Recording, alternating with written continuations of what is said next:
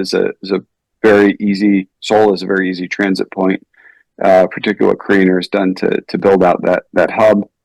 Asiana, from a standalone perspective, leading up to this, they had been struggling. I think the Korean Development Bank had put in some money and done some restructuring before. So really having a single airline consolidated at that flag carrier level, it really creates a kind of a national champion for them to compete globally. They're going to get the synergies. As a result of that, they're going to have still a very large cargo airline and presence, and at the same time, supporting competition.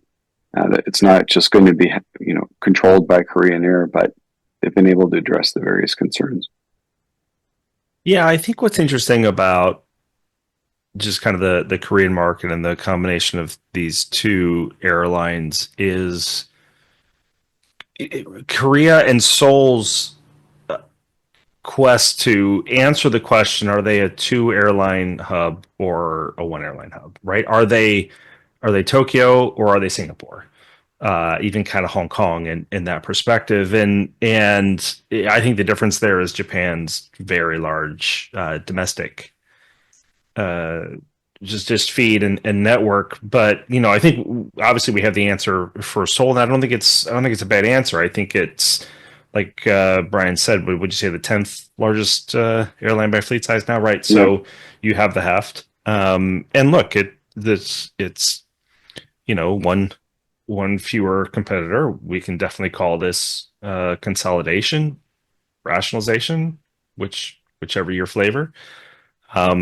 And I don't see any reason why this won't be looked on over time after whatever challenges are forgotten as a success.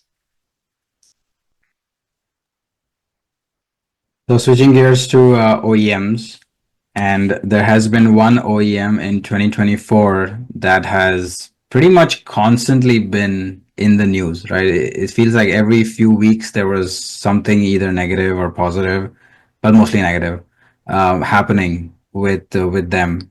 So Boeing went through so much this year, right? They had the Spirit Aerosystems deal. They had the new CEO coming in. They had the labor strike, et cetera, et cetera. So let's just go through and unpack a bit of that and just understand what effect that's had on the ecosystem and what's next for them. Yeah, so let's look back 12 months ago where we were, and we were saying all the same things about Boeing, and that was before the list of we even get to the list of challenges. Like, we don't go through the prior challenges because this year was so challenging. I think the one challenge with Boeing that I wouldn't say we all missed. I certainly missed, but should have been a little bit more aware to us was the strike. Right? We knew that this negotiation was coming. We knew that Boeing was in a very poor.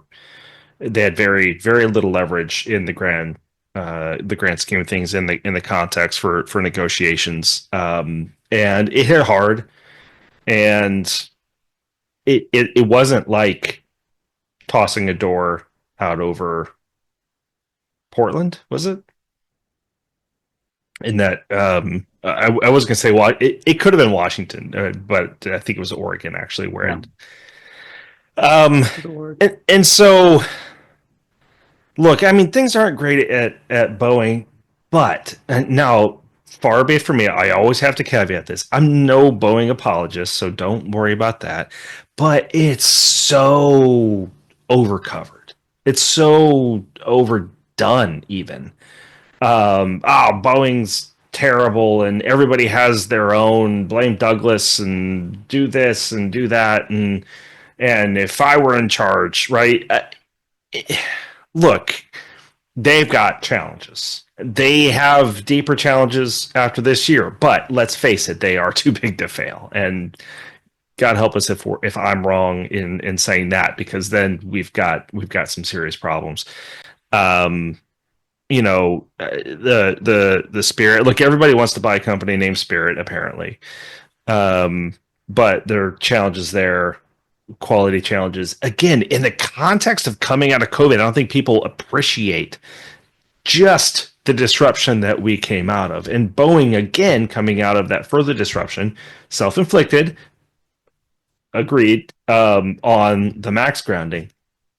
But these are the types of things you would see. And in fact, quality issues are not limited to Boeing, right? This is a challenge across the entire industry. So here we say, I'm going to say the same thing I probably said last year, which is, look, it's still not existential to Boeing, and it will slowly improve from here. Now, I would have been wrong last year. I probably did say that, and I would have been wrong.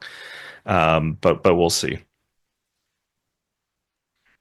Yeah, I think just adding to what Courtney said. I mean, one, Boeing, it's a very big industrial organization and complex, right? So changes at Boeing are forthcoming, but candidly, they just take time. It is a very big proverbial ship, right, to turn. And I think the early moves by Kelly since he's become CEO and what he's kind of outlined, they seem to be the right moves. You know, it's really focusing on the core of the business, selling off non-core businesses, right sizing the business to really ramp up production on aircraft. And ultimately that's the key, right? Is to get the deliveries up and to get the aircraft delivered to the airlines. That's, at least on the commercial side, that's what's going to move the needle for them. You know, I think on the culture side and so forth, that's going to be something that truthfully they have to address, and it will take some time. But I think, you know, for Kelly, for his management team, setting these goals and setting this vision at a high level and letting the business execute on it, it's going to be really important.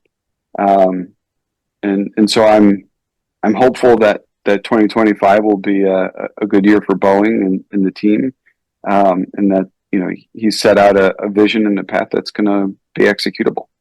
I'll offer a slight adjustment to that.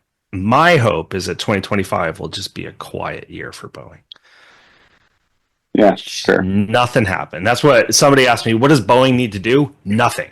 Like, just have nothing happen for a while. Just head down, do your stuff, and which we said last year. And then, of course, you know, there was a spontaneous emergency exit, I think we could call it. So that's what they need, just time. Yeah. And I've had the privilege of seeing Kelly's leadership style firsthand when I was back at Pratt & Whitney, right? I was in a couple of meetings, and really him being selected just was sort of a breath of fresh air to some extent. And you can kind of see, to Brian's point, you can see the moves he's made, and they seem like the step in the right direction. So one of my questions here was, what is the next milestone that Boeing is going to be measured against, right? Is it the 787 delivery rate? Is it what's happening with the 777 next? Is it, you know, how many MAXs are grounded at the end of 2025? What's that next yardstick that we need to look at? From whose perspective, the public's or the airlines or the employees? Maybe both, maybe all three, maybe Yeah. just different yardsticks as well, right? Yeah, I think delivery rates for the airlines, right? And that comes with the assumption of delivering airplanes with all 4 bolts in each of the door plugs and no quality issues, and that's just kind of the given. But getting those delivery rates back to a point, and look, I mean, there are now real signs that Boeing missed the shortage